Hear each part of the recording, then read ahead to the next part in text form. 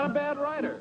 You think so? Mm-hmm. Good style, nice imagination. I think he's a very talented man. Well, thank you very much. Oh, it's nothing really. There's room B, room A. I wonder where room E is. How should I know? Are you going to the Waterbury lecture? No, I'm not. Let's find out where she's going. Oh, Excuse me. I'm sorry. Where's the Waterbury lecture, do you know? Aren't you Owen Waterbury? Yes, I am. How do you do? Follow me. Where are you taking us? Room E. Are you a student or a teacher?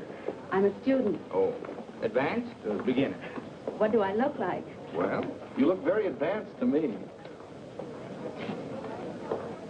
Oh, Mr. Waterbury, good evening. how do you do, Mr. Kilbride? You're right on time. We almost didn't get here. I was doing his laundry, and we had to wait for it to dry.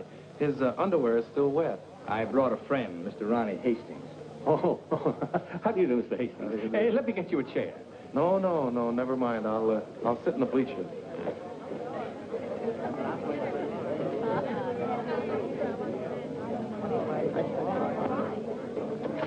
Hello. Hello. You going to be a writer, too? I hope to be someday. Well, this lecture should help you a great deal. He's a great writer, isn't he? Oh, yes. Of course, he gets most of his ideas from me. Excuse me. Yes? You're sitting in my seat. Oh, I'm terribly sorry. Good evening, Miss Gaylord. Hello, Mr. Scott. Anybody sitting here? Yes, Clarence Henderson. But he's out sick tonight.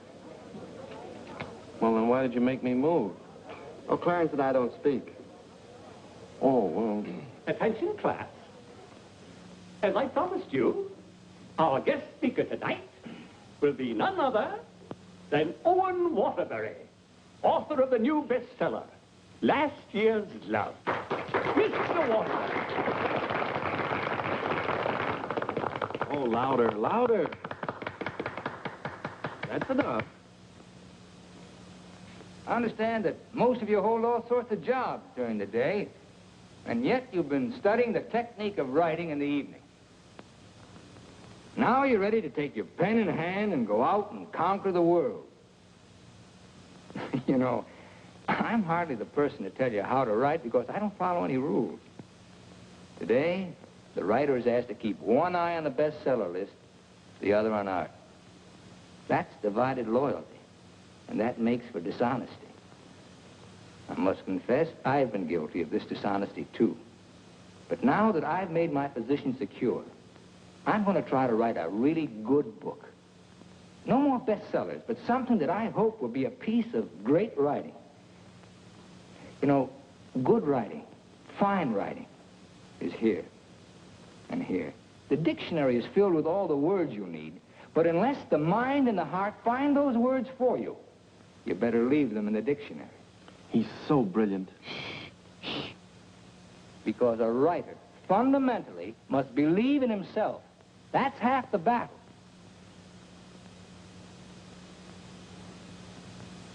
I'd like to interrupt my little talk for a moment to say that I'm going to be in a position to help somebody here in this class. Beginning tomorrow, I'm going to need a secretary. I've already placed the request with the University Placement Bureau, and man or woman, whoever qualifies, will get the job. That's very nice of you, Mr. Waterbury. Well, it's not a big job, but the surroundings will be wholesome. And you'll be able to serve your apprenticeship under someone who's already established. Well, so much for that. I remember when I wrote my first novel. Took a lot of work. I starved, lived in a little back room, all the while consoling myself that I was going to be another poet. So you're really going to work for Owen Waterbury? Well, I was offered the job by his personnel manager. I've heard a lot of weird stories about Owen Waterbury. Oh, you hear weird stories about any famous person. Why, last night his talk was actually inspiring. Steve, do you realize you've been here 5 years? Well, isn't that a little too long for anyone with my ambition? Where does Mr. Waterbury do his work? Well, his personnel manager said in his apartment. Apartment? Well, you can't expect a writer to work in an office, Mr. Harris. I want to write, and I think he can show me how. Who knows? After a year with him, I might even be autographing copies of my own book in one of your bookstores. By taking a course in Owen Waterbury. And getting paid for it at the same time. I'm going to miss you, Steve. Oh, no, you won't. After a week, you won't even know I've gone. Not true, but good luck anyway. Well, I could make a big speech, but I think you know how I feel about everything. You've been wonderful to me. I understand. Steve. Yes? Call me sometime, will you? We'd like to know how you're getting on. I'll call you tonight, after I get the job.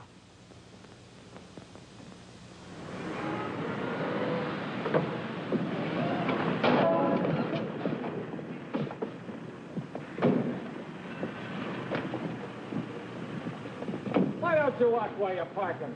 Well, you can back up, can't you? You got to reverse. Never mind, Bill. Just save your energy for upstairs. Smart guy. Hand me the bag, Bill. Yes. I'll take it upstairs for you, man.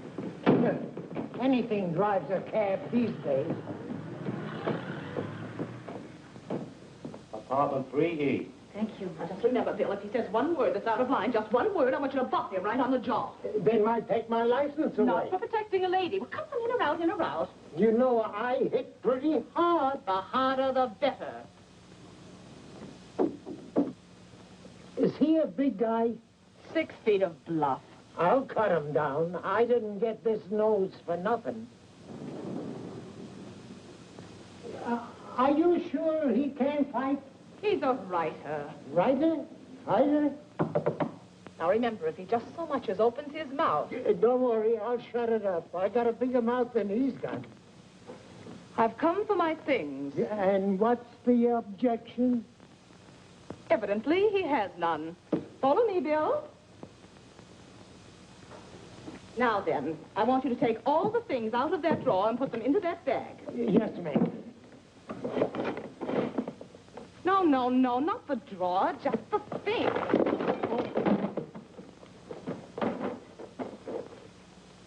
Oh, come in, come in. Come right in. That's right.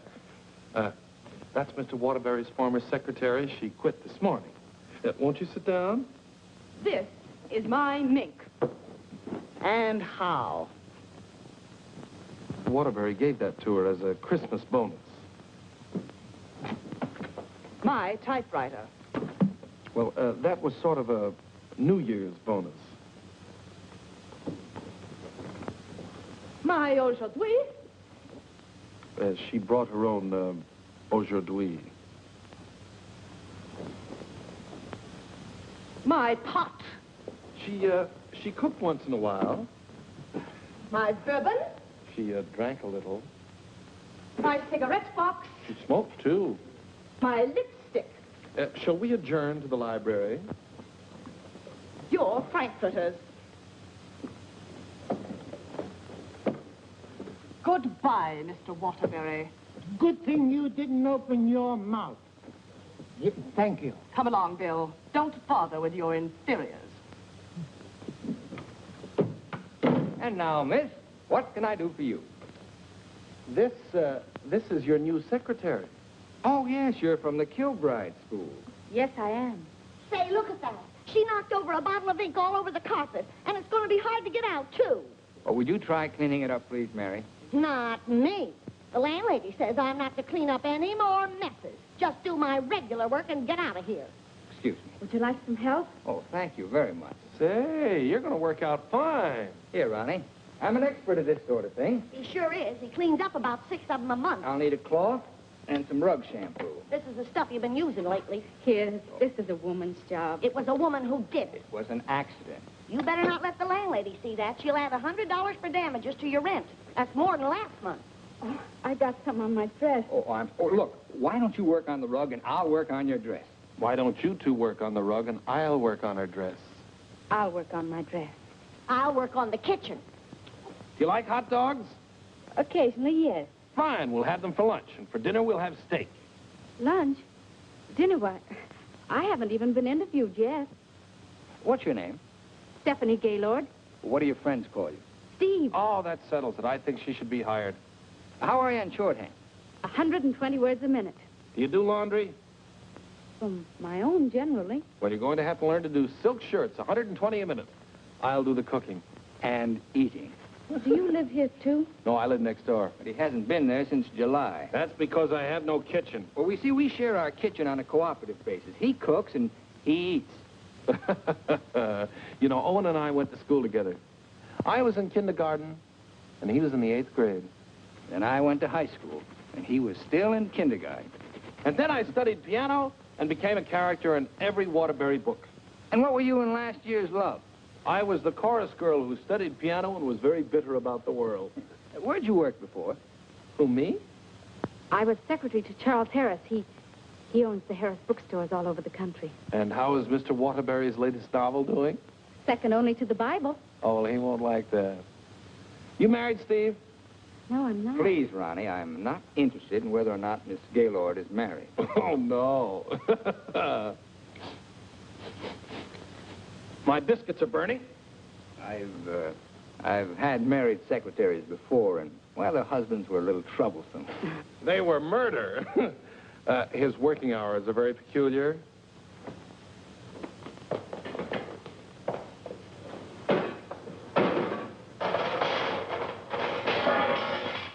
Well, I think we've done a good job.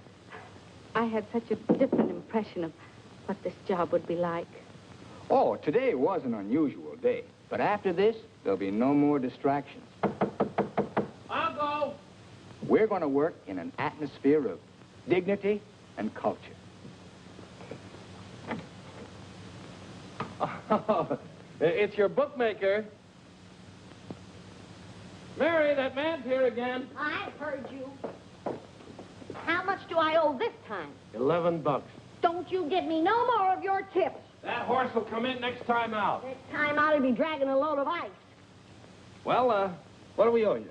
$278 for Owen and $1 for you. Excuse me.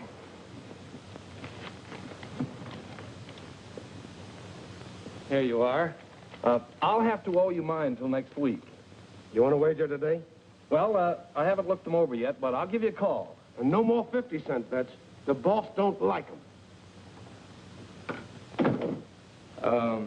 Where was I? You were telling me that everything here was dignified and cultural. Oh, yes. Now, Steve, about your other duties. I'll go. Did you just have an interview with my daughter, Mary Hastings, about a secretarial job? Why, yes.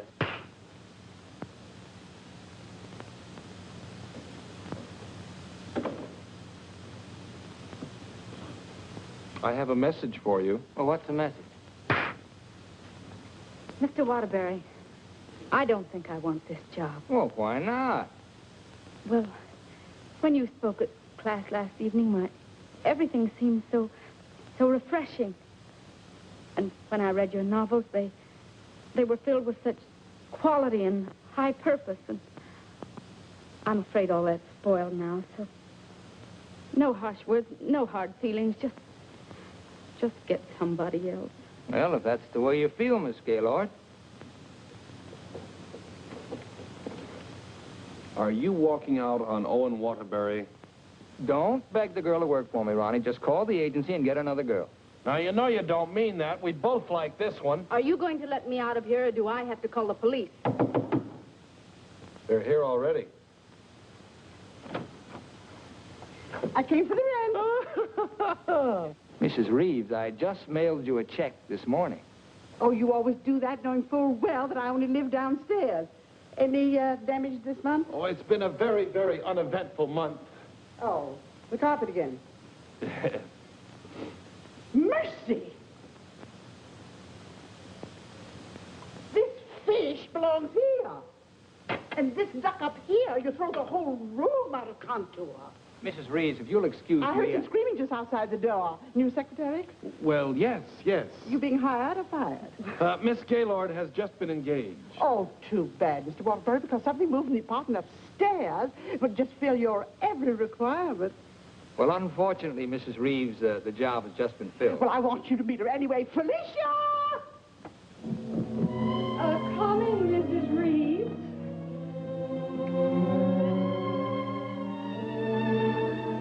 Felicia Adams. I want you to meet the famous Owen Waterbury. How do you do? Him. How do you do? How do you do? Felicia came to California to get into the movies. Now, who does she remind you of? Oh, now, don't tell me. Let me guess. Zazu Pitts. Oh, of course not. Felicia, in addition to being a secretary, is a very good actress, aren't you, dear? And take off your coat and let them see.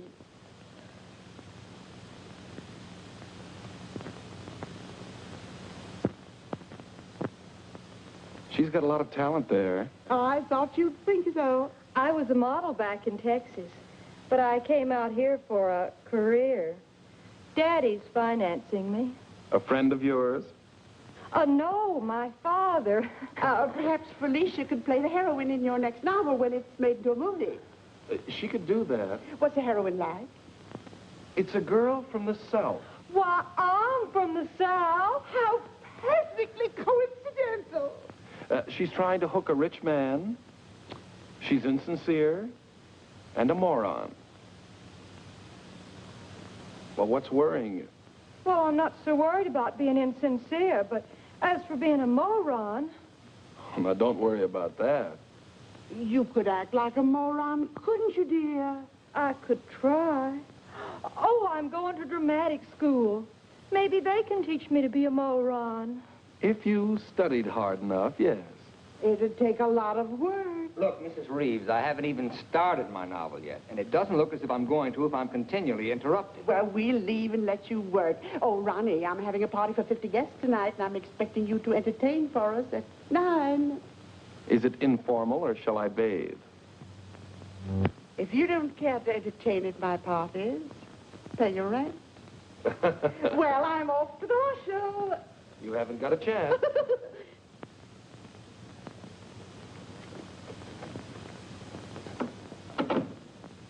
You know, ever since her husband died and left her 7 buildings, she's been a peeping Tom. Now, come on, Steve, let's you and I prepare lunch. Look, I stayed only because I didn't want to cause a scene in front of your landlady, but I'm really leaving now. What an idea. What an idea.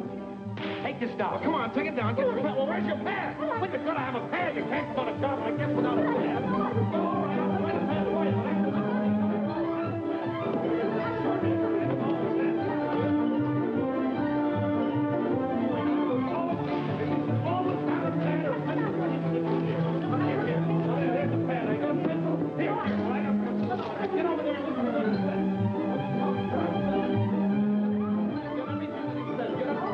I need a pencil.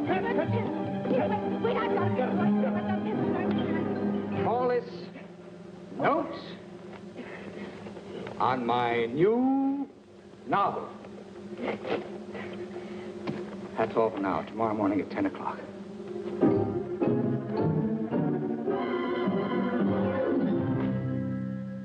He's incubating. He's incubating at last. Come along. You always start a new novel. Yes, always. I remember on last year's Love, I was baking a cake. All of a sudden, he called me out, and I had to start taking dictation. And I couldn't go back until he was through dictating. At 3 o'clock in the morning, we sat down to chocolate-covered ashes.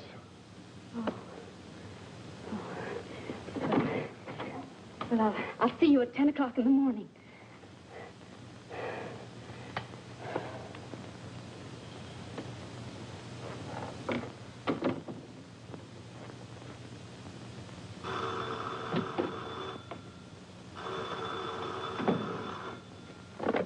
Hello? Hello, Steve. I couldn't wait for you to call me, so I'm calling you. How was the job? Well, I have to make an adjustment, you know. It's such an unusual kind of a job. I can imagine. He started his novel today. Oh, interesting story? Well, he didn't get very far into it, but I'm sure it's going to be wonderful. He seemed so excited about it. Look, Steve, let's have dinner one night this week. Well, I'll call you the first night I have free.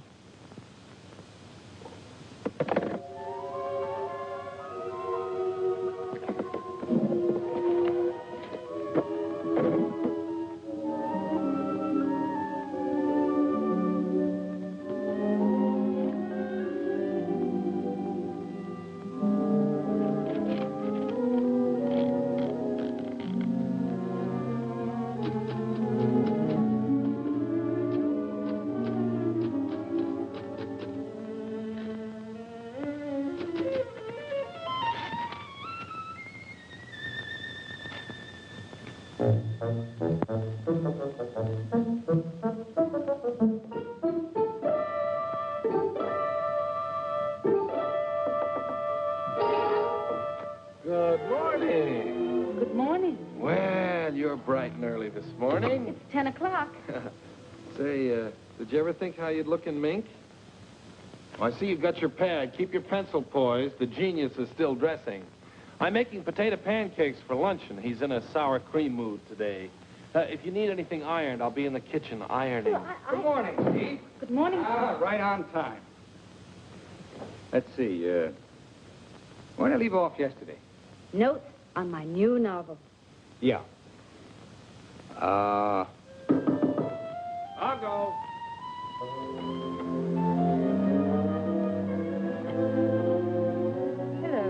Hello. Hello. Hello. Hello. Hello. Hello. Hello. Now, where did I leave off? Notes on my new novel. Oh, yeah. Make that notes on my new novel by Owen Waterbury. That's good. Oh, that's real good. Don't you think that's good? Oh, I like that. Chapter 1, General Introduction of Characters. Chapter 2. Well, I'll do Chapter 2 tomorrow. Chapter a day? That's swell. You sure you're not tired? Miss Gaylord, you stay here and answer the telephone. I'm going to the beach for some salt air. Well, be sure you don't bring any home with you. Right, boy. Let's drive someplace nice, like Santa Barbara. Well, honey, anything you say.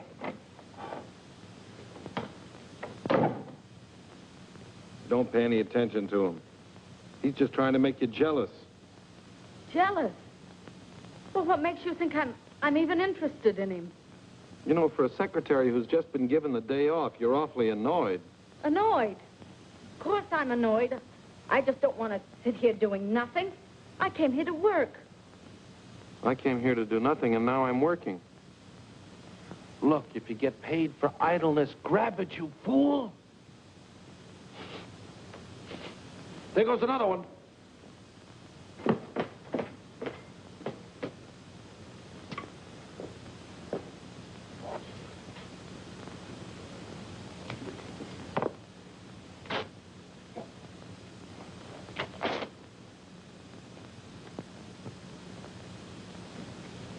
Look, I'd like to ask you a question. Yes? Does Mr. Waterbury intend to write a book? That's a very interesting question. Waterbury's a genius. What do you think he's doing right now? Incubating. Exactly. And whenever he goes through a mood like this, a great book comes out of it. I'll bet he does a lot of writing tonight. Why, honey, you're jealous. Look, I don't even know Mr. Waterbury. At this point, I'm not even sure I want to. Of course not, honey.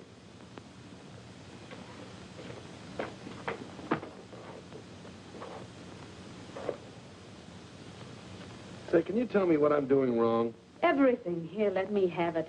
How can you get so many wrinkles in it? Well, he's tried 16 laundries, but he still likes my work best. These are good shirts. We're good shirts.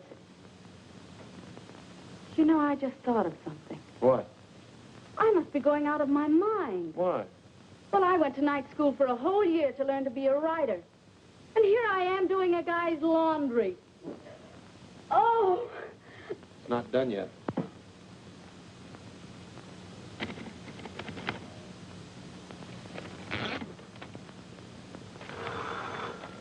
Hello? Miss Gaylord, this is Owen Waterbury. I want you to be here tomorrow morning at 9 o'clock. I've finally gotten the idea. Thank you. You know, Owen, I like that idea. Yeah? I don't think there's a horse in there that can beat him. Never.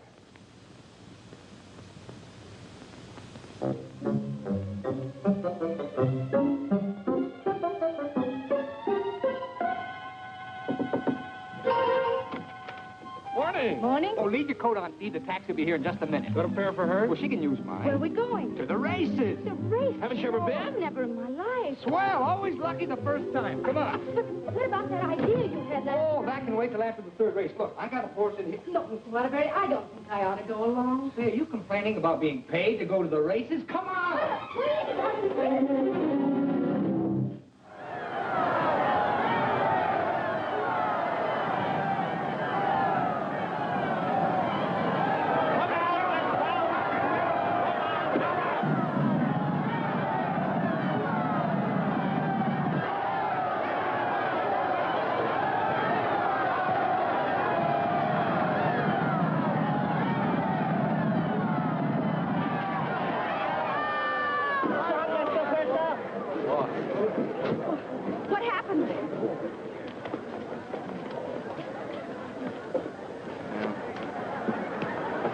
time I take those guys' tips.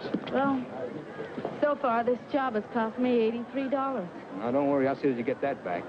Why should you? I gambled and I lost. Well, losing's good for the soul. We had the 3 best souls in town.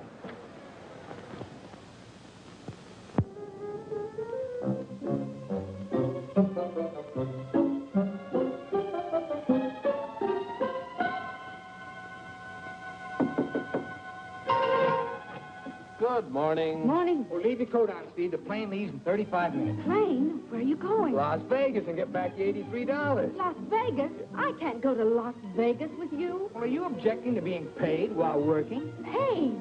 I don't think I can afford to work for you much longer, Mr. Waterbury. Oh, Steve, it only takes an hour and a half to fly. When we catch the evening plane back, you're home in time for dinner. With tons of money. No, I won't. No, I just won't. No, please. Put me down.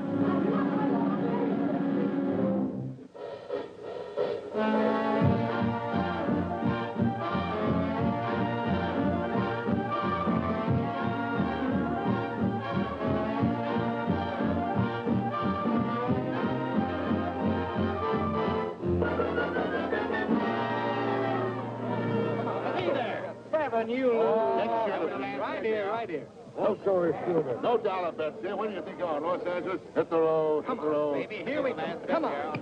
Oh, the easy way. What is your point? Hard way. 4 the hard way. Hard way 4. Hard way 4. Baby, here it comes. Here she is. 4. 7, you lose. 7, you lose. Standing on my right again, huh?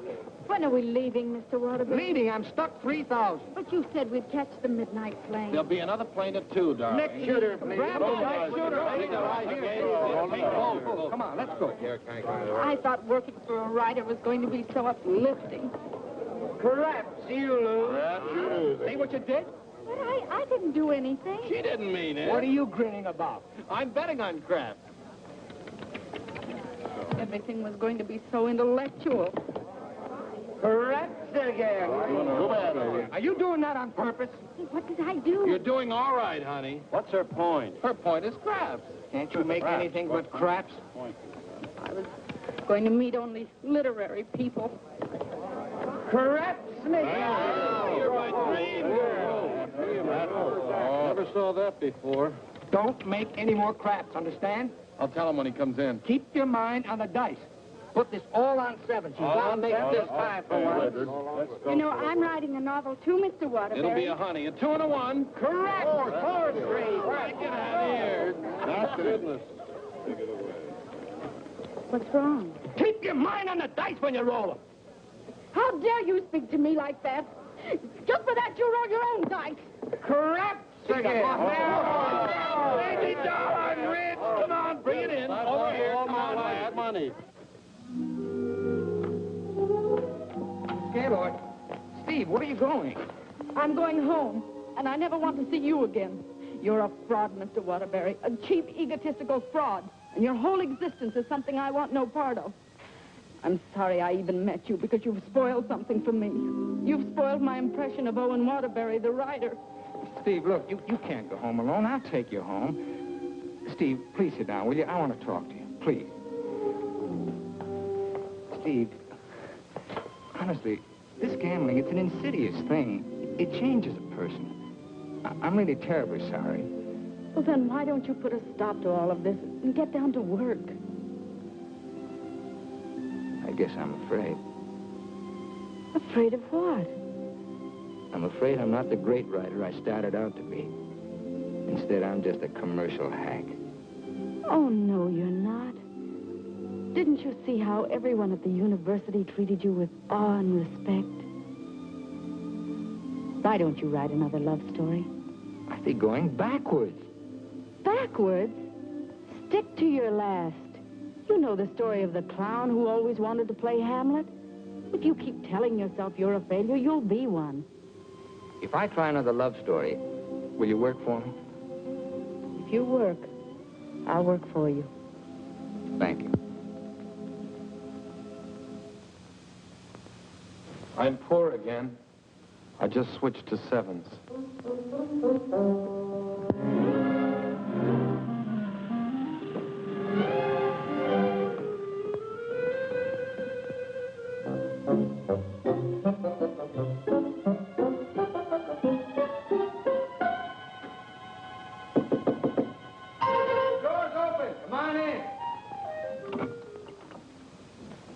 Hiya, Steve. No, keep your coat on. I'll tell you why. The taxi's going to be here in just 1 minute. What? Oh, don't worry. We're going to work, but let's do it at the beach house, huh? He's superstitious, honey. He starts all his novels at the beach house. But why the beach house? Did you like last year's love? Very much. Well, most of last year's love was done down there. Well, shall I take the typewriter? It'd be a nice idea. Ronnie, will you stop teasing the girl? I'll be dictating today. Come on, Steve.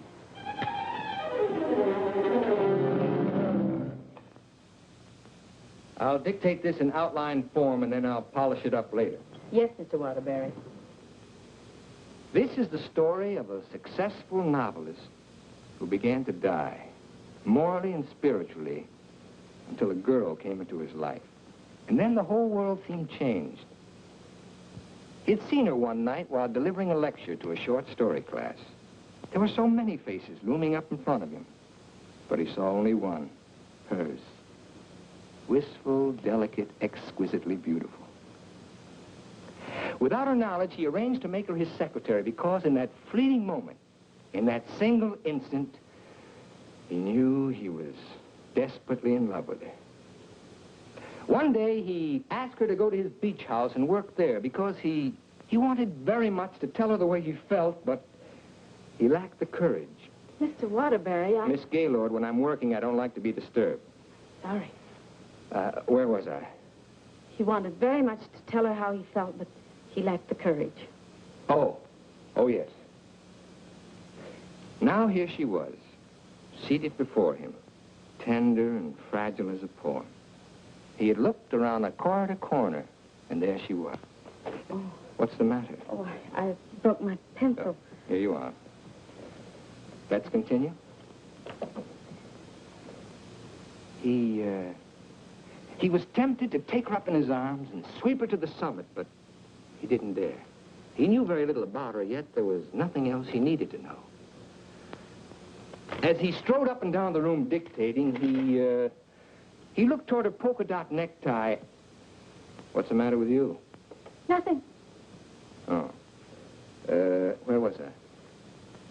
Polka dot necktie. Oh, polka dot necktie. He was impressed by the loveliness of her hair, her soft blue eyes, her delicate mouth. A breathing, living thing that made him exalted and inspired.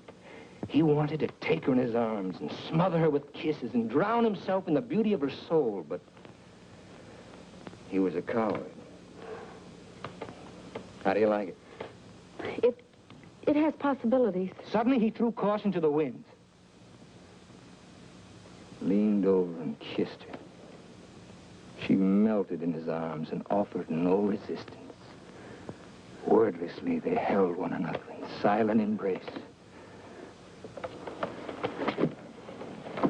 Whoa! You've got the wrong girl, Mr. Waterbury. I'm really leaving you this time, and don't you ever try and get in touch with me again.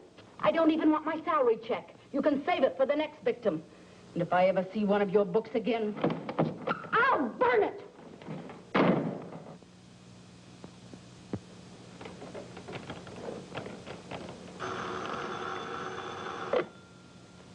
Hello. Oh, hello, son. I just thought I'd call you and let you know I made dinner for the three of us. And ask Steve if she likes popovers. Steve's just quit.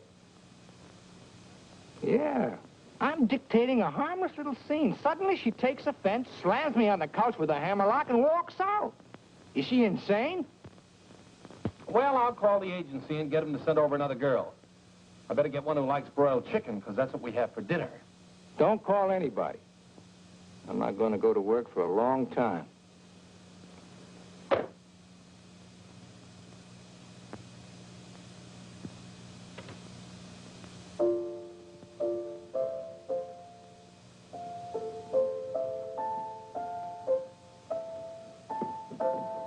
Come on, will you get out of here so I can wash these keys? I'm composing. Composing? I haven't heard a good song out of you yet.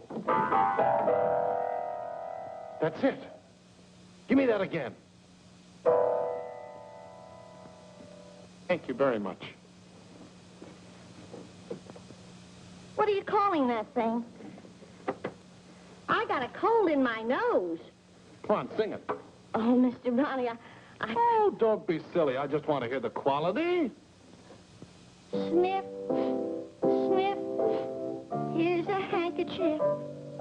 Ka-choo, ka-choo, gesundheit to you. Let yourself go and blow.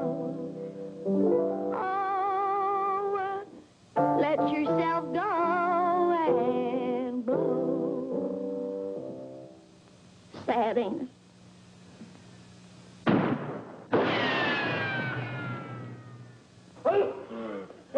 I have to have some water. Some water. Water in the kitchen. Well, I can't go in there. The place is on fire. Here, listen to me. Oh. You and your cooking. You and your popovers, they don't pop, they explode. Call the fire department. The fire department, they just put water over everything. I can't. Oh.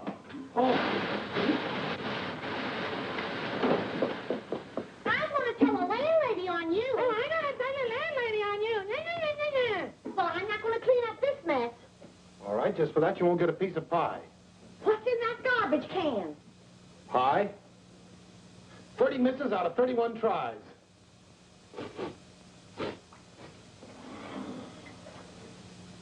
$31 misses. Well, at least the roast chicken's safe. What's that? Roast chicken? How can you pour roast chicken? Well, I had to roast it in the pressure cooker. It melted a little. Oh, he'll have his dinner out tonight. Well, so am I. You don't think I'm going to eat this horrible mess, do you?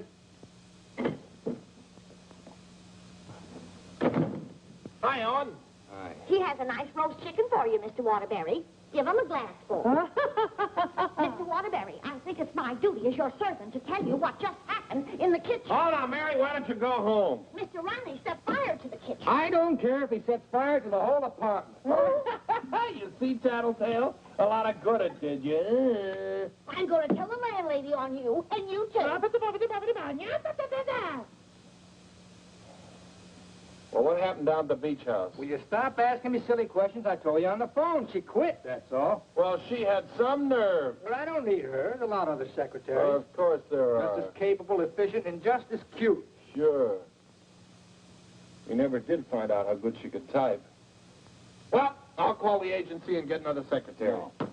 I got a better idea. What you gonna do? I'm going to pack. Where you going? New York, change of environment. I'll work better there. Gonna get rid of the apartment? Yep. Well, what's gonna happen to me? What should happen to you? That's a very unfair question. Boy, I'm not going to let a little thing like a secretary throw me off balance. Never in a million years. I got a life to live, too. Wonderful, beautiful, exciting life. I got a book inside me, a great book, full of intensity and scope. Boy, you know something, Ronnie? I'm glad this happened. I'm down to earth now. What happened? Well, you can still use it. Elsie called. She's, sorry she quit in a huff, and she apologized for the cab driver. See? That's what Steve will be doing tomorrow. Calling and apologizing, but I won't be here. Say, what am I running away for anyway? I'm not afraid of her. That's what I like to hear. That's the real Owen Waterbury. Listen, call Elsie. We'll take her out to dinner. We'll take them all out to dinner, a different one each night. I'll go and change my apron and be right back.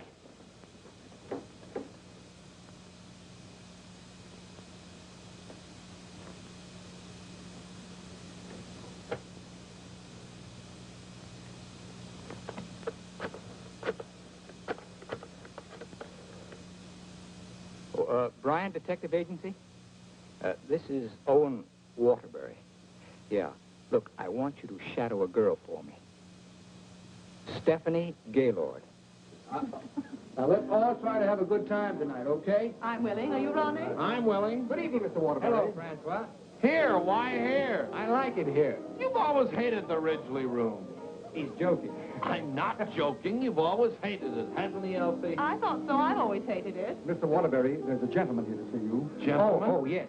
Ronnie, will you take Elsie to a table, and I'll join you in just a minute, huh? All right, but don't leave us. Don't stick Elsie with the check again. Antonio, table 3. Table 3. Where is he? Alcove 2. Oh. Good evening. Is that the gentleman? Yes, sir.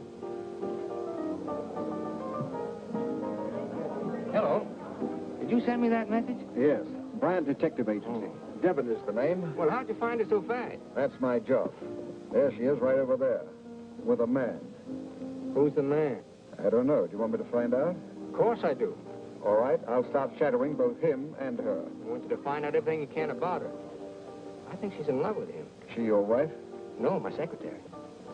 I get you. Look, I want nobody to know about this. Don't worry. The way I operate, even you won't know about it. Can you check a pass for me? It'll be expensive. Well, why? The unknown quantity. We've just finished checking on a girl. Took us a year to get her pass caught up with her present. Do a good job. I will. Take care of my check. Yes? Yes, give me a pack, please.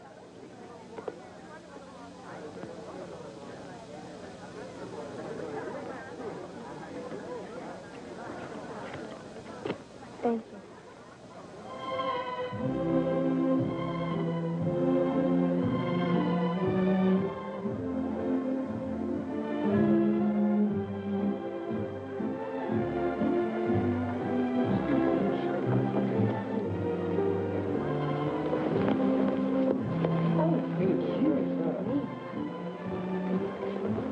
Oh, excuse...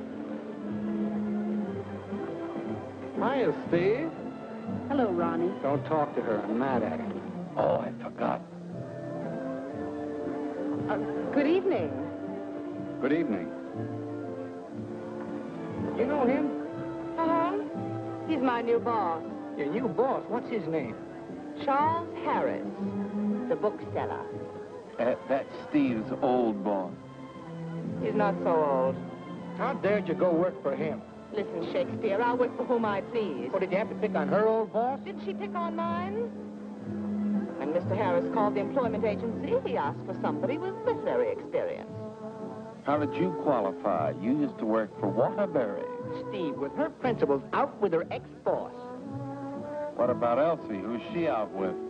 We're talking about Steve and her principals. Leave mine out of it. You know, I bet Harris hired you just to spy on me. Well, you're not very complimentary. I happen to be an excellent secretary. When did you learn to type, dear? Has he been questioning you about me? Only the normal questions about my experience. You didn't talk, did you? Ronnie, will you stop looking at everything as one big, long laugh? Oh, I've got a lot for you, lover boy. What? They're going to be married. What? They're going to be married. Where are you going? I'm going to talk to her. Your order, please. A broiled chicken. Yours? Well, I'll have a glass full, too. Hello. Good evening. Mr. Harris, Mr. Waterbury. Well, congratulations. I just heard the good news. What good news? How about you marrying Stephanie? May I dance with the bride? That's entirely up to her, isn't it? May I? Thank you. Not at all. So she decided to get married to the wrong guy. Are we going to dance, or are you going to dictate a novel? Oh, now why should a nice, intelligent girl like you marry a man she doesn't even love? For your information, I'm not marrying anyone. Oh, well, now I respect you. You respect all girls who decide not to get married. Going back to work for him? Is this a quiz, or are we going to dance? Well, it could be both. Say, how would you like your old job back? Better terms? Not interested. I'll throw in a bonus. Marriage. Mr. Waterbury, you talk about marriage as though it was something cheap and vulgar. Who else but Owen Waterbury would invite you out for the evening and dance with another girl? I would. Say, why don't you pay him back and dance with Mr. Harris? I wouldn't think of dancing with my boss. This is me you're talking to, remember? Well, I mean, not until I've worked for him. For a few days. Oh, that's a nice sentiment. Steve, you're in my arms at last. I'm holding you at last. We're dancing. You may be dancing, but I'm holding you.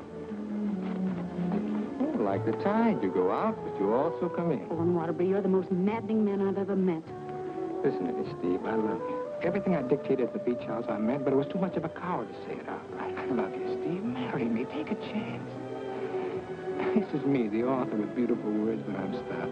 All I can say is, I love you, Mary. Your chicken, madame.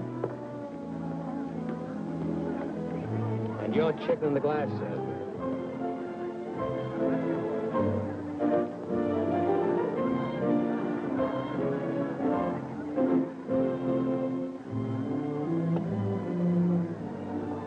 Harris looks lonely.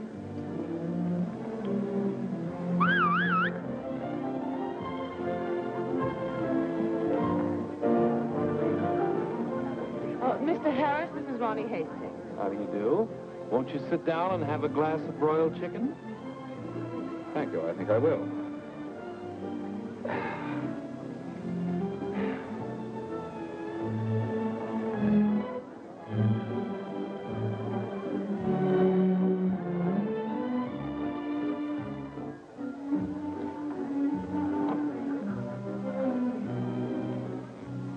You ever hear the story of the unholy three? If you don't mind, I think I'll be running along. Mr. Harris, would you mind taking me with you? Not at all. Well, who's going to take me? You watch the floor show.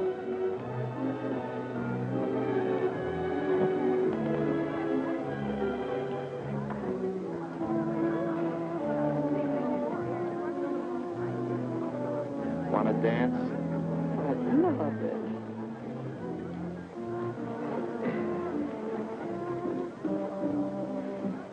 Are you a gigolo?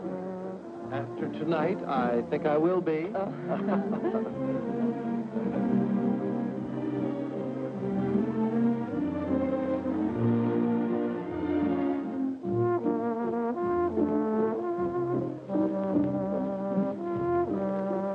Isn't life strange? When one gets up in the morning, one never knows what one will be doing in the evening, does one? Oh, dear.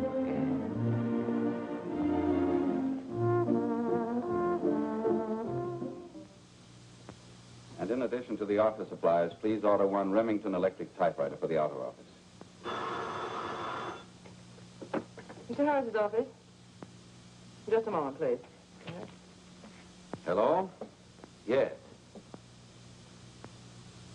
What? When? Thank you. Goodbye.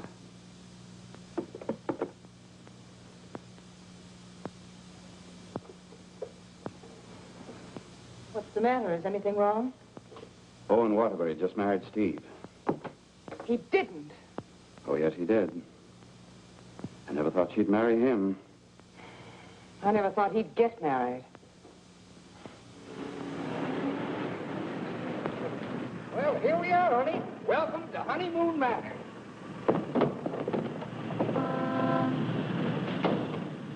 Congratulations! Hi, you're right. May I be the first to kiss the bride? Or am I the first? I'm not a very wide-awake bride. Honey, let's get some sleep, and then we'll go over to the beach house, huh? How long you been driving? 24 hours. Las Vegas and back. Ow. Hey, whose bags are these? Oh, those are Felicia's. As soon as I told her the news, she decided to move out. It's a good idea. Darling, this is quite a threshold. 3 stories up. Well, we can use the threshold upstairs. Oh, good idea. Hiya, Felicia. Congratulations. You did very well. She certainly did. I'll get you moved in as soon as I get her moved Okay. out. Why don't you try the building next door, dear? Driver, old lady's home. Whoop. Hello, Mary. Oh, I'm so happy for both of you. Well, thank you, Mary. Very sweet. Yes, darling. Hello, darling. Hello, dear. Votre bagage, madame et monsieur? I made a wedding breakfast. Spaghetti and meatballs. Look, Ronnie, I know you're trying to be helpful, but, well, this is our honeymoon, and, well, we'd like to be alone. Oh, sure, sure. Say, Steve, be nice to him, will you? He's my only means of support.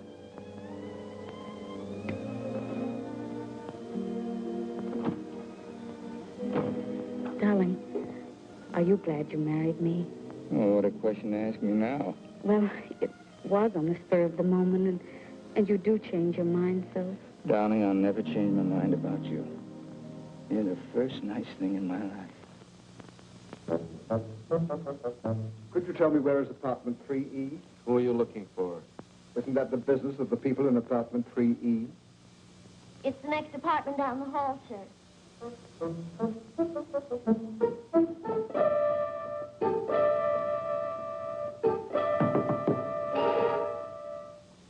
I beg your pardon.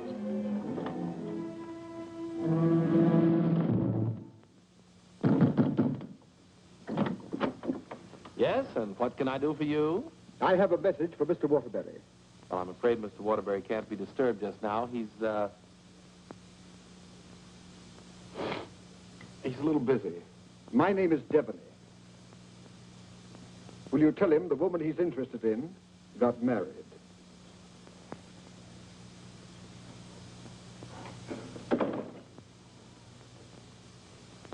Hey, Owen! You got a minute? Ronnie, what is it now? There's a fellow was outside, said his name was Debney. He had a message for you. I don't know any Devneys. He said the party you were interested in got married. Well, congratulations. So did I.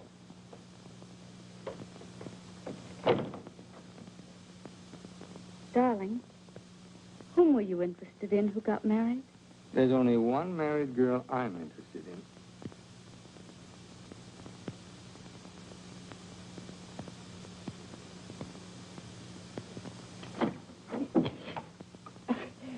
You tell Mr. Waterbury I want to see him right away, and I mean immediately. Owen! Horrible Hannah's here. We call you that affectionately, dear. Now what is it? Oh, excuse me. I didn't know your secretary was working late. They're married. Married? Well, as his wife, she might as well be in on this. Just what can I do for you, Mrs. Reed? I've come for the rent. But I paid you the rent on the first, Mrs. Reeves. I've had to make a new rule, Mr. Waterbury. I don't take bad checks. When'd you make that rule? Since you moved in. Darling, do you happen to have $485 in the bank? I think so. Well, Could you write me out a check till I get this thing straightened out? I can't understand how my account got so low. that $6,000 for the crap game? Oh, yes. And the $2 for the marriage license? One has to live. Thank you, dear. Thank you, Mrs. Waterbury. I never thought I'd ever call anybody Mrs. Waterbury. Oh, well, I'll just walk you down the hall. Oh, thank you, Ronnie. Is this any good? She's loaded. Well, I suppose an explanation is in order. You don't owe me an explanation. Oh, but darling, I want to explain. Oh, excuse me.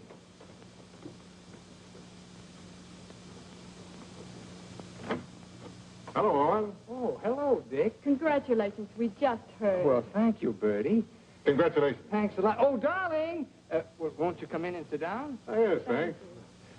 Darling, I want you to meet Mr. Fulton, my publisher, and Bertie. This is my wife. How do you do?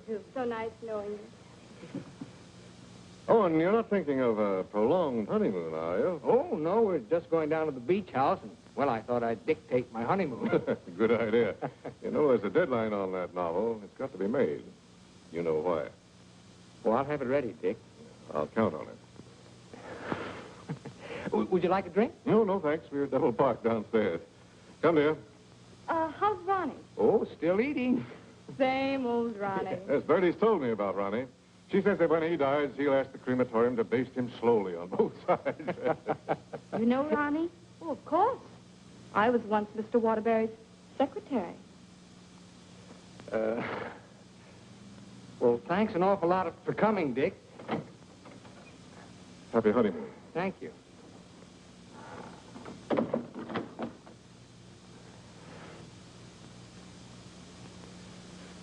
Darling, why did Mr. Fulton look at you so accusingly? Well, I owe him $20,000. I drew it as advance royalty against my next novel.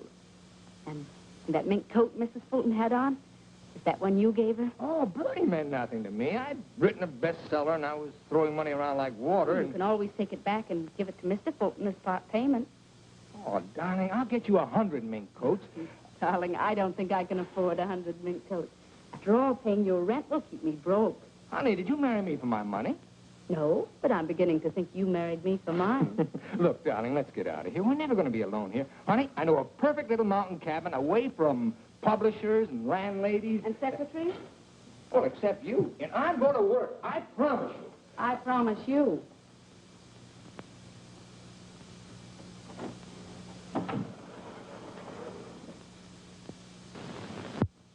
How long did you work on this book, Owen? 4 months. I'm rather proud of this one, Dick. Where's Mrs. Waterbury? Oh, Steve's down at the village getting groceries. She wants to prepare you one of her special dinners.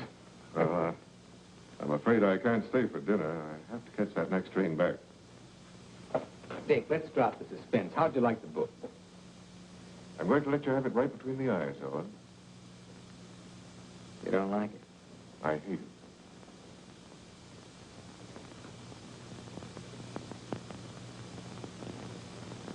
It's just about the worst piece of drivel I ever read. If I were to publish this, Owen, it would ruin you. Fortunately, I found another book to use in its place. What's the matter with me, Dick? Am I through? Of course not. Every top-flight novelist has a bad book in him. But how am I going to pay you back your money? Well, don't worry about that. I'm sorry, Owen. Darling, I got some of that wonderful venison. Why, hello, Mr. Fulton. It's so nice seeing you again. Miss Waterbury. Do you like venison? Well, I'm afraid I can't stay. Oh, why not? I've got some very important business in town. Well, I'm very sorry. I was going to fix you one of my special dishes. Oh, I'm sorry. Well, some other time. Goodbye, Mrs. Waterbury. Goodbye, Mr. Fulton. Goodbye, Owen. Goodbye, Dick.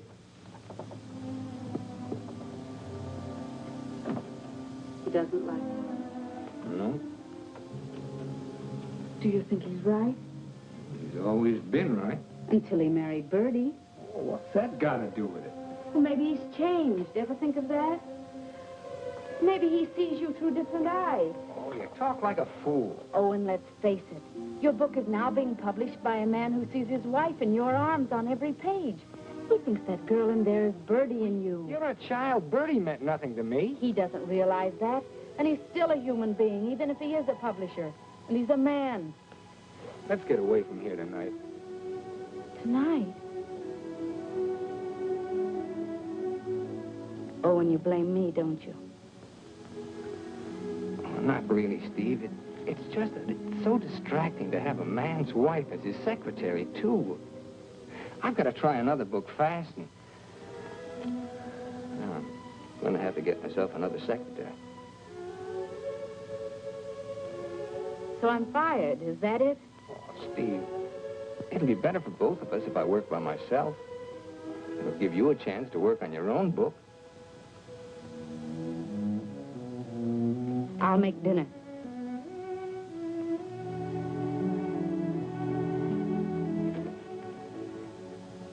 Owen, I finished my book.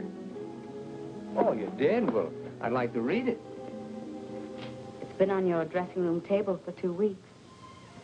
Oh. Well, I'll read it on the train.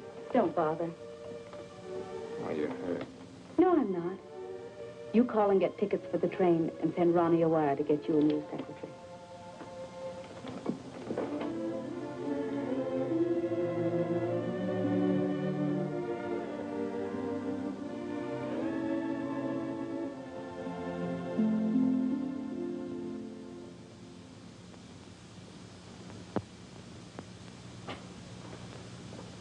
Oh, hello, Mrs. Waterbury. Hello, Elsie. Mr. Harris told me you phoned in from the station. Did you have a nice honeymoon? Very nice, thank you. It must be lovely up at the cabin this time of the year. Yes, it is. A Waterbury original? His last. Steve. Hello, Charles. Sit down, won't you? Thank you. Oh, you're looking fine, fine. Well, 4 months of the outdoor life. None the worse for it.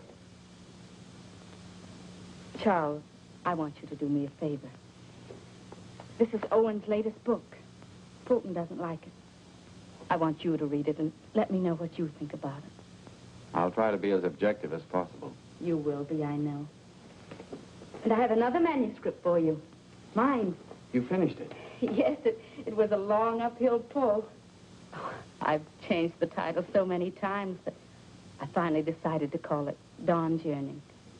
What does Owen think of it? Owen hasn't read it yet. Oh? He hasn't had time. He's been busy writing. He couldn't concentrate on it. I'll be glad to read both of them. Thank you, Charles. Goodbye, Steve. Goodbye, Charles.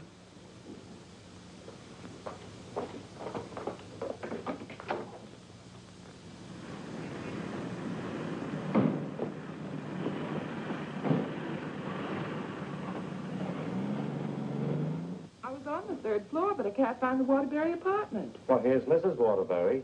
Well, how do you do? The employment service sent me over. What for? Oh, Mr. Waterbury wants a new secretary. Oh, is that so? Yes. Well, follow me. Oh, thank you. I know it's going to be so exciting working for Mr. Waterbury. Oh, just love it. I know I will. You know, this is such a rush call. I hardly had time to dress. Well, dress beautiful. Oh, thank you so much. You know, I make my own clothes. Oh, really? Yes. Come in. Come right in, Miss... What did you say your name was? Hilda Schneebacker. Miss Schneebacker. Owen, darling, this is your new secretary. How do you do? This is my husband, Owen Waterbury, and this is Ronnie, our next-door neighbor. How do you do? Can I get you something to drink? Oh, have you any beer? Well, I should say we have. And we have pretzels, too. You know, I could just drink a barrel of beer. What did you ask for on the phone? I thought they knew our account. Dope. Oh, don't bother.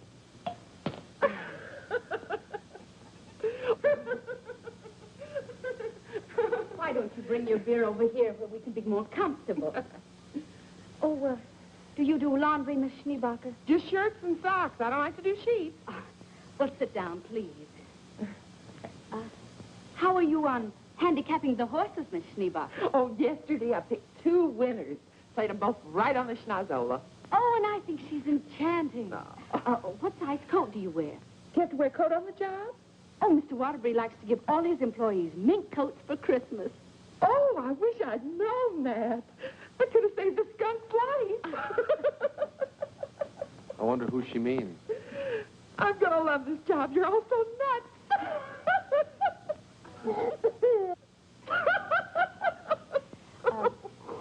Do you object working late hours, Miss Schneebacher? Not at all. A room with a girlfriend. I haven't seen her since New Year's.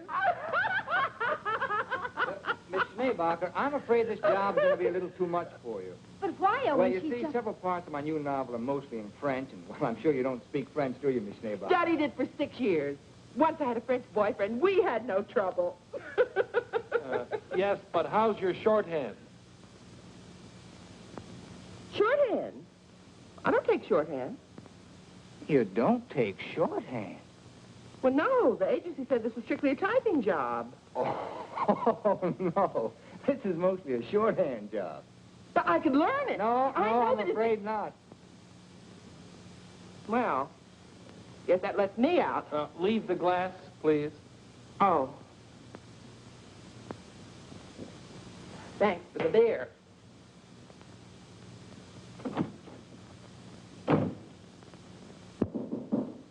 That must be the next one. The next one? I told the agency to keep sending them until we said when.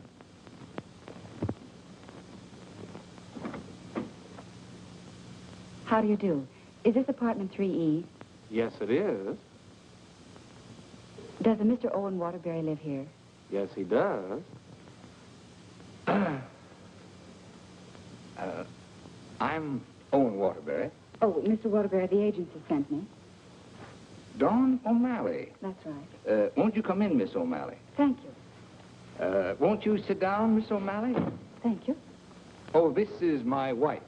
How do you do? How do you do? You take shorthand, of course. Yes, 120 words a minute. Oh. Do you speak French, Miss O'Malley? Mon mère, elle était française. Et mon père aussi. Vous avez raison, elle est pas pour le problème. Dites-moi, Mademoiselle O'Malley. Are you married by any chance? Yes, I am. But the divorce comes final next week. I see. When would you like me to begin? You have begun. Oh, thank you. Steve, shall we prepare lunch and leave them alone? I think they'd like to get to work. All right.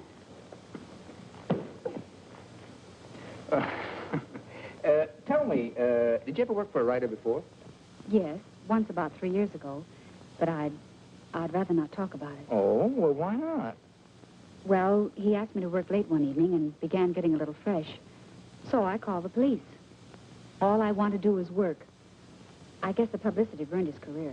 But he deserved it. Don't you agree? Yes, I do.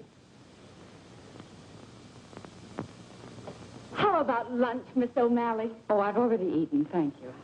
And you, darling? No, thanks. I'll skip lunch today. You will just love living in this building, Mr. Scott. And you'll just love the Waterburys. They're so bohemian. Crude. I'll go. Oh, hello. Hello, Mrs. Waterbury. I want you to meet your new neighbor, Sylvan Scott. He's moving that little bachelor apartment upstairs that Felicia used to have. Yes, I know, Mr. Scott. Hello, Stephanie. How nice. Come in, come now, I want you to meet the important member of the family. This is the great Owen Waterbury. Oh. How do you do, Mr. Waterbury? And How do you do? This is The horrible Ronnie Hastings. Hello. new secretary. Yes, she was just hired and I was just fired. Mr. Scott's a writer, too. My building will be just crawling with them. Yes, Mr. Scott and I went to night school together. We sat next to each other. Mr. Scott used to be a ball player. Just look at those shoulders. And they're not padded either. Well, what do you know? Sylvan writes that wonderful radio program called John's Mother's Lover. John's mother's sweetheart. Oh, yes. Tell me, confidentially, is John's mother going to marry her, sweetheart? No, John's father objects. John has no father. Oh, poor John. Sylvan, you'd better rush upstairs and start to work on that radio program. You mustn't neglect John. Well, I'm in a little trouble. You see, my secretary just got married. Oh, what on earth are you going to do? I don't know. I could help you, Sylvan.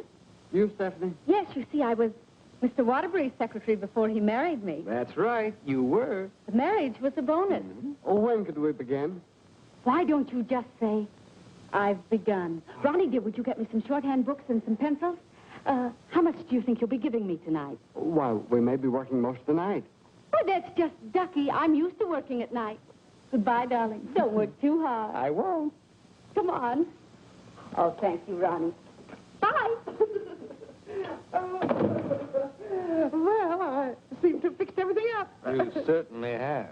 Well, I guess I'll run along. Must you go? I was just poisoning the tea. Oh, Ronnie, you're such a kidder.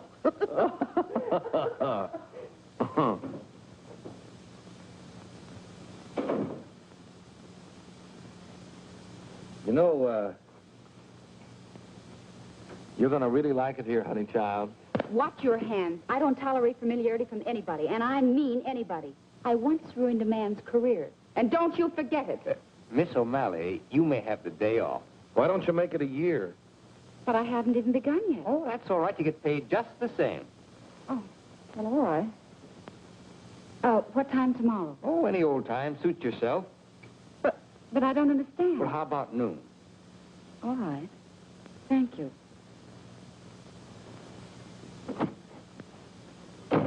Well, you were saying something about poison tea? I mixed it. I get firsties. Now, where was I? Sound of footsteps. 3 people. Thank you. Sound of footsteps. 3 people. Door bang. Door crash. Door slam. 2 shots. 3 screams. Siren. How does that sound? Well. It's bedlam. John, I'm in love with your mother. And tomorrow, I expect to be your father. John's going to be a father, and I'm the first to know. Now I don't have to listen tomorrow. But, Father, I'm older than you are. John's older than his father?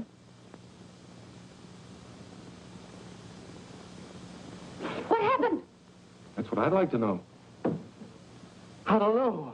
But don't you worry, Miss Waterbury. I'm not going to do anything.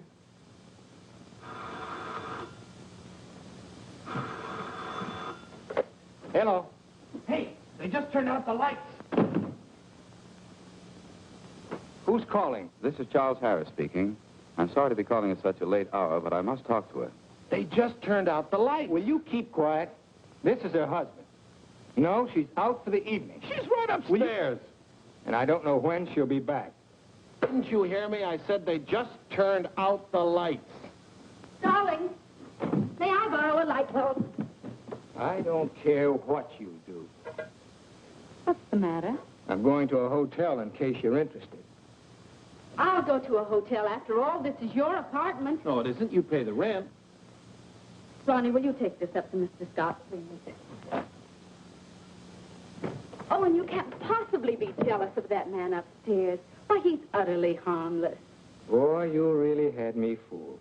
Why do you say that? Charles Harris just called. Have you seen him, Steve, since we came back? Oh, and it's terribly late, and I don't like cross-examinations. After all, we're two adult human beings, and we should be able to trust one another. Don't smile it away with pretty words, Steve. Have you been seeing him? Yes. All right, then this is it. But I only saw Charles Harris for one reason. I took him your manuscript. He knows a great many publishers. Please don't. It's too late for that. I felt at the nightclub you were in love with Harris, and I knew he was in love with you. After all, 5 years is a long time, and I was a fool to think I could break it down. I never loved Charles Harris. Well, you never loved me. You were in love with a schoolgirl notion of a popular novelist. I really try to play this straight with you, Steve, but I guess I made a beautiful mistake. Owen, I was in love with you before I met you. Something in your writing, the tone, the feeling, the quality appealed to me so much that I used to imagine your books were written just for me. It's true, I built it up in a schoolgirl way, and I was so caught up in it, I guess I would have married you the night you lectured in class.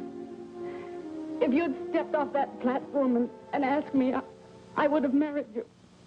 Just like that. How can you talk to me like this?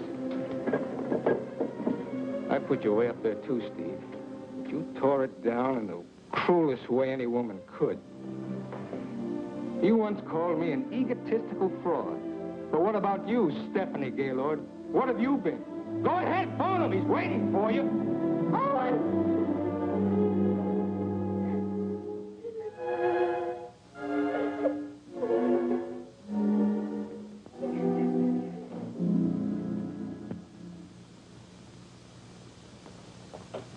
Good morning, Mrs. Waterbury. Good morning, Elsie. I have an appointment. Yes, I know. Mr. Harris has a surprise for you. Won't you come right in? Steve. Good morning, Charles. Stephanie Gaylord, this is Mr. McNally, Mr. Hudson, Mr. Burke of the Literary Times. How do you do? How do you do? How do you do? So you are Stephanie Gaylord. Sit down, Steve. It's a big morning in your life, Steve.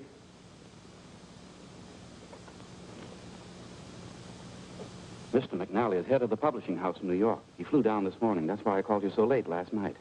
We've read your book, Miss Gaylord. How long have you worked on it? About 5 years. I'm recommending it for the McNally Winslow Award for first novel by an unknown. I didn't know you were going to show my manuscript to anyone. I couldn't do anything else after reading it. But don't you see what this will do to Owen? What has Owen got to do with it? Well, Owen's the big guy in my family, and his novel's just been turned down. And if this happens on top of that, it would just about destroy him. He has to have a sense of importance. He's lost all faith in himself. You mean your husband would feel a sense of competition with you? You don't understand, Mr. McNally. Owen's in trouble. And as his wife, I have to help him climb out of it. Steve, I thought you wanted to write more than anything else in the world. I thought so, too, before I married Owen. What about Owen's manuscript? Did you read it? Yes, it isn't bad. It's good. But it doesn't have what this has. This has greatness.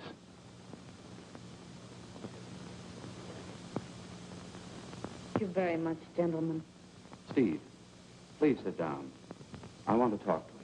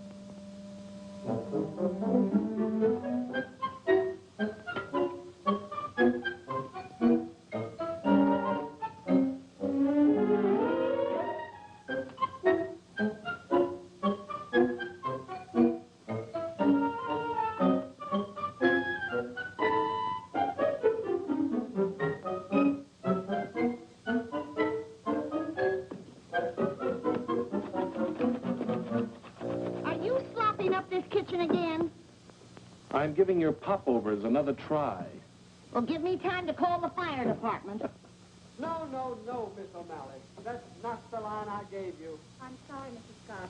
All right. Let's try it again. Yes, sir. John, Mother, I've changed my mind. I don't like your sweetheart. Mother, well, I like him. That's all that matters. John, as your son, I refuse to approve the marriage. Mother, you're not marrying him. I am. How does that sound? Stinks. Amen. Mr. Hastings, I must say you're distracting. You know, you shouldn't be using Mr. Waterbury's apartment or Mr. Waterbury's secretary.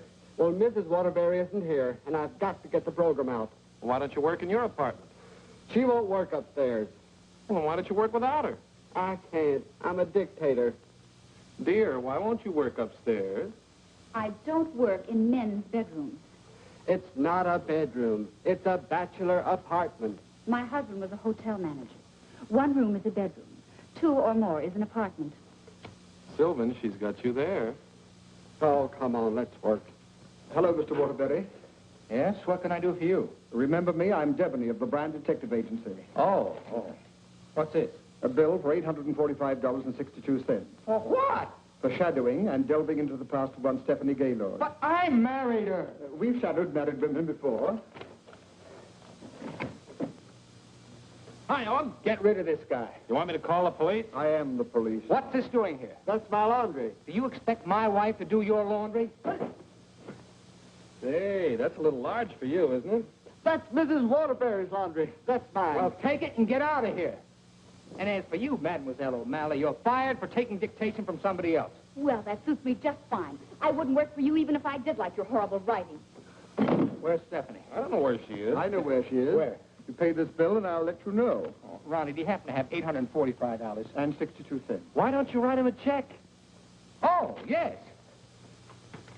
Call that number right away. Here's the detailed report. It's very amusing. You see, I had to shadow you at the same time that I shadowed her. Here's Stephanie. Oh, good. Stephanie, where are you? What? What are you doing there?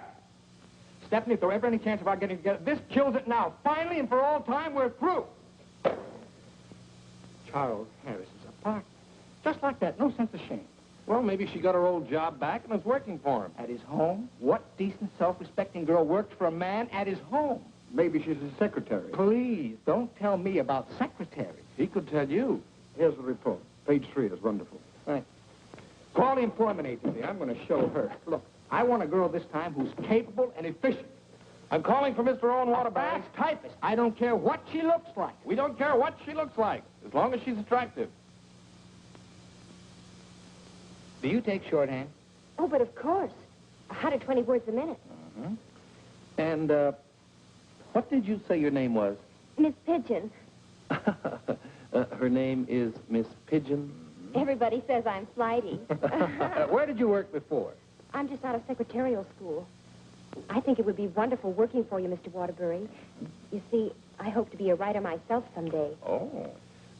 Have you ever been married? Oh, no. Never.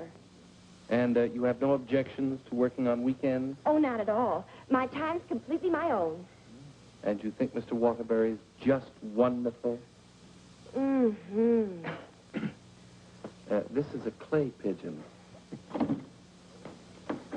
I've come for my things.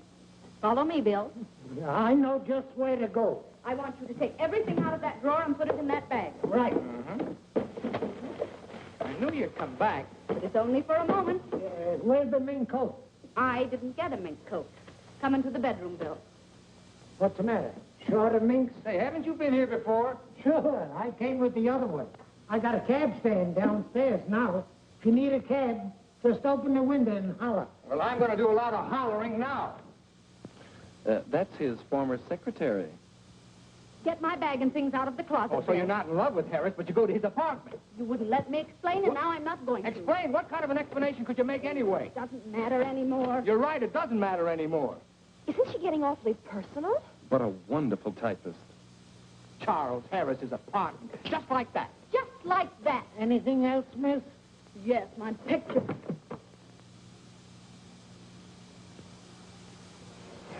If I were a man, If you were a man, I'd ask you to step outside. Go ahead, hit me. I dare you. Did he slap her? I should say not. She slapped him. I've known all along why you've resented me. It was because I liked your novel, and I told you so. You think you've wasted your time. That's your tragedy. My only tragedy is you. I'm going far, far away from here, and I'm going to write a book about you. I'm going to call it The Heel and His Victim. That's a very horrible title. It'll do. Goodbye, Owen Waterbury. And don't you ever try and get in touch with me, because I want no more of you. And that goes for me, too. Where's Miss Pigeon? She, flew the coop. Where do you think Steve's going? I think she's going to marry Harris. Harris. I'd like to see that little worm. I'm going to. Now, where are you going? I'm so mad I could get married. You know, I think I'll have to. Well, whom are you going to marry? It'll be a female. That's about all I can say.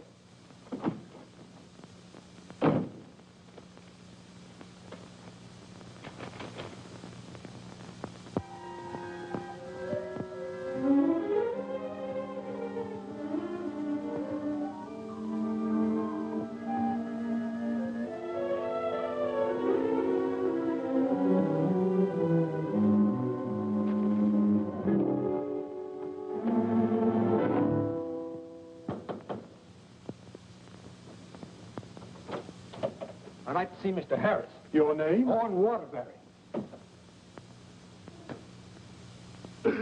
Excuse me, sir. And excuse me. I didn't mean to disturb you and my secretary. Your former secretary. Oh, I didn't know you were in the middle of dictation. Your sarcasm is quite uncalled for. Of course, I don't have to tell you what I think of a man who behaves this way with a secretary. You keep out of this, Elsie. Look, Charles and I are going to be married. Congratulations. What? Just where does that leave my wife? How do you suppose she's going to feel about this? She's in love with you, you know. You never deserved to find a girl with Stephanie anyway. You know, Harris, I've always wanted to tell you that I really think you're a crude person. Your motives are very obvious. You've given me a lot of grief ever since I married Stephanie, and I came up here to tan your hide. So put up your hands and defend yourself like a man. Oh, you can't nobody's hide. Oh, listen to me, you fool. Why do you think Stephanie came up here in the first place? Because she wrote a novel and Harris wanted to have it published. But she didn't want that. She was afraid it would hurt your vanity and wreck your marriage. She wanted him to help you instead. Oh, look, I've read your last book, the one Fulton turned down. It's grand, it's exciting, it's wonderful. Fulton's wrong. He's just jealous because of Bertie, and it's all your own fault, Mr. Great Guy. You know, someday Stephanie's going to be a better writer than you are. That's my opinion, and you've always valued it. Here, Stephanie's novel. Read that and really get jealous. You know, you're not going to get her back. She's gone away, and it serves you right. I hope I kicked a little sense into you, but I doubt it. Goodbye, Mr. Waterbury.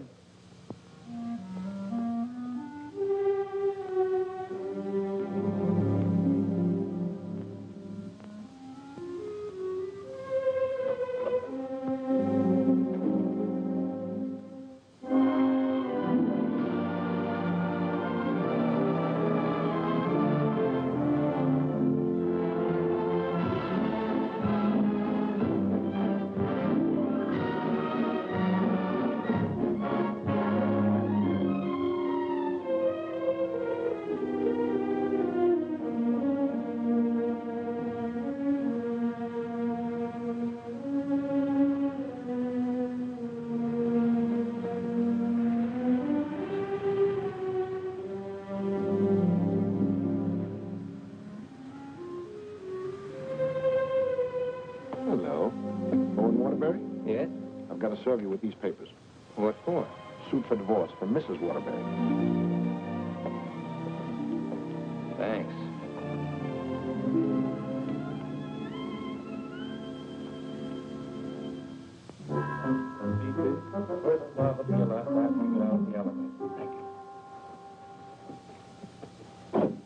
Oh, mine's 3. What's yours, please? 4C. Isn't that Sylvan Scott's apartment? Oh, is it? I didn't know who lived there, but I'm his new secretary. I see.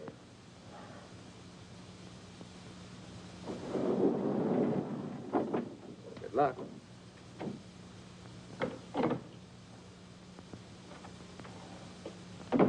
Hello, Mr. Waterbury. Hello, Mary.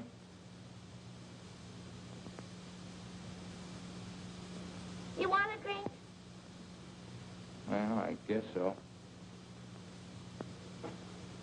Mary, did you see Ronnie around?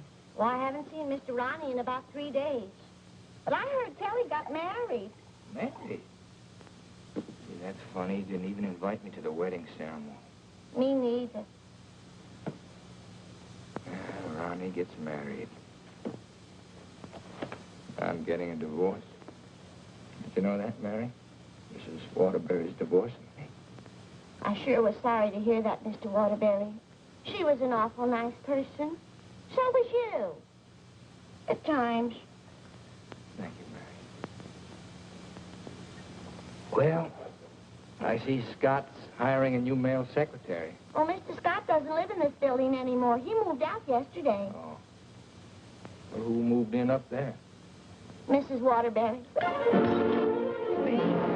Yes, she's a big writer now. Well, of all the nerve, I'll fix her. She can't do this to me.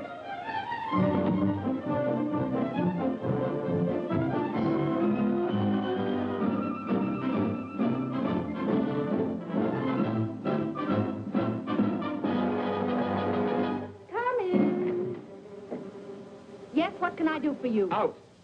I said get out. But I don't understand. Don't you listen to him. This is my wife. You're his wife? I'm trying very desperately not to be. Didn't you get the divorce papers today? You're still my wife until the final decree, and that takes a whole year. Are you still here? I said get out. Mr. Simpson, you come back here tomorrow morning at 9 o'clock. You'll come back here never. If I find you here again, I'll throw you out on your ear. Hiring male secretaries right under my nose. Right over your nose, dear. And don't be cute at a time like this. Why'd you take this apartment anyway? Because it was the only one I could find, and Mrs. Reeves was kind enough to let me have it. Oh, sure, sure. I thought you'd think I was chasing you, Owen Waterbury. But my living here need cause us no embarrassment. We can be friends, meet in the hallway, and exchange polite little hellos. I exchanged polite little hellos with your friend Harris recently. Elsie was there. You told me all about your book. Oh, you didn't want to have it published because of what it might do to me. Silly. I mean, do you think I look upon you as a competitor? Don't you think I can compete with you, Mr. Waterbury? I read your book last night. Kept me up most of the night. You want to know something? Yes. You're better than I am. But don't tell anybody because I'll deny it. Now, you listen to me, Mr. Owen Waterbury. I'm a human being, too, and I have certain rights and privileges. I had an idea for a book, and you made me lose a very good secretary. Well, look, why don't you dictate it to me? You? Sure, I can take shorthand. Owen Waterbury. Look, you want to know a secret? What? I'm a better secretary than you are. Oh. All right, prove it. Get the shorthand book and pencil. Okay. And I don't want to hear another word about our personal problems until I get this down. Let's call this Notes on My New Novel by Stephanie Gaylor. This will be the story of a girl who became secretary to a very egotistical man who thought he knew everything there was to know about writing. Oh, now, wait a minute, Please, please, you're interrupting my train of thought. He was attractive. In an ugly sort of way. Thanks a million. Will you please stop interrupting me? But he was filled with childish frustrations and complexes which she, in her silly way, tried to cure. Now, wait a minute, Steve. I'm not going to sit here and take down this... Listen, this is my new book. Until she suddenly discovered he didn't need a wife. He needed a psychiatrist. A psychiatrist? That does it. Now I'm insane, am I? Okay. But if you publish that book, I'll sue you. You just go ahead and sue me if you think I'm afraid. Hello. You know, this book sounds very interesting, but there's one thing I've got to know. Did she love him? Well, of course she loved him. She loved him deeply, devotedly, desperately. Then why didn't you say so? I've come for the rent. Ronnie is your new landlord. Oh, no, that vase belongs up there. And this belongs here. And this belongs here. Oh, Ronnie, do.